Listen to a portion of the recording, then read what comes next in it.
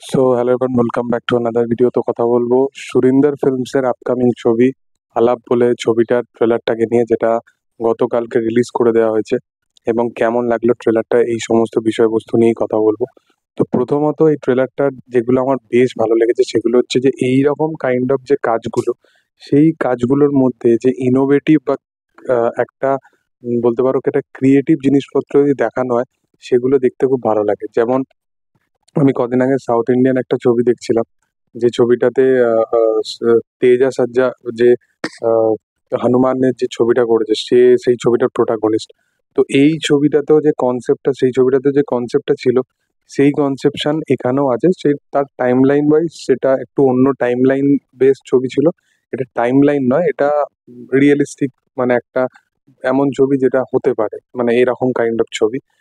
কিন্তু আমি বলেছিলাম যে হ্যাঁ, হয়তো হেভি ভিএফএক্স এর পোর্শন না থাকুক বা এ না থাকুক, আলাদা আলাদা টাইম লাইন নিয়ে এরকম কাইন্ড অফ জিনিসপত্র দেখানো যেতে পারে, যেখানে ইনোভেটিভ এবং পরিচালকের যে ক্রিয়েটিভ ব্যাপারটা বা রাইটিং স্কিলের যে ক্রিয়েটিভ ব্যাপারটা, সেটা অডিয়েন্স ফিল করতে পারবে। কারণ অডিয়েন্স সবসময় যে কমার্শিয়াল কাজ চায় সেটা নয়, কিন্তু অডিয়েন্স এটাও চায় না যে যেটা তার ফ্যামিলিতে ডেলি ঘটছে সেটাকে সিনেমা হলে গিয়ে দেখতে যাবে। তো এই জিনিসটা এরকমই কাইন্ড অফ একটা ছবি, যেটা ওই ইনোভেটিভ ব্যাপারটাকে দেখতে দেখাতে পারছে। যেটা তোমরা যদি সুজুমি নো তুজিমারি বলে ছবিটা দেখো, অ্যানিমি ছবি, যেটা মাকোটো শিনকাই বানিয়েছে, সেই ছবিরও কনসেপশন কিন্তু এইরকমই কাইন্ড অফ ছিল।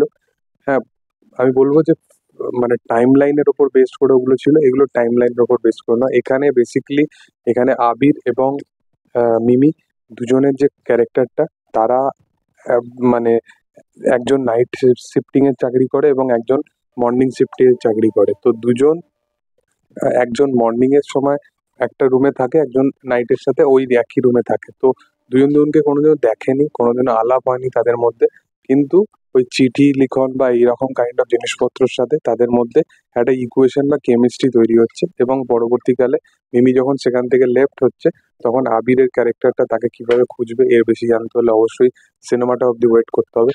কিন্তু এই রকম কনসেপ্টের উপর বেস্ড করা ইকুয়েশন কেমিস্ট্রি, দুটো ক্যারেক্টারের উপর বেস্ড করে ইকুয়েশন কেমিস্ট্রি দেখানো কিন্তু ব্যাপক লাগে দেখতে। এবং এই জিনিসপত্রগুলো না অডিয়েন্সের মধ্যে সবসময় একটা, তার সাবকনসিয়াস মাইন্ডের মধ্যে একটা জিনিস খেলাতে থাকবে। যখন সিনেমাটা যদি ভালো হয়, ভালো স্ক্রিন প্লে রাইটিং হয়, তাহলে একটা জিনিস সবসময় মাথার মধ্যে চলবে যে এই জায়গায় দেখা হলে ভালো হতো, এই জায়গায়, মানে এইরকম কাইন্ড অফ জিনিসপত্র এগুলো মাথার মধ্যে ঘুরতে থাকে। ছবির গান এবং ছবির ব্যাকগ্রাউন্ড স্কোর ভালো হওয়া খুব প্রয়োজনীয়। মানে অবশ্যই চাইবো যে এই ছবির গান বা ব্যাকগ্রাউন্ড স্কোর ভালো হোক।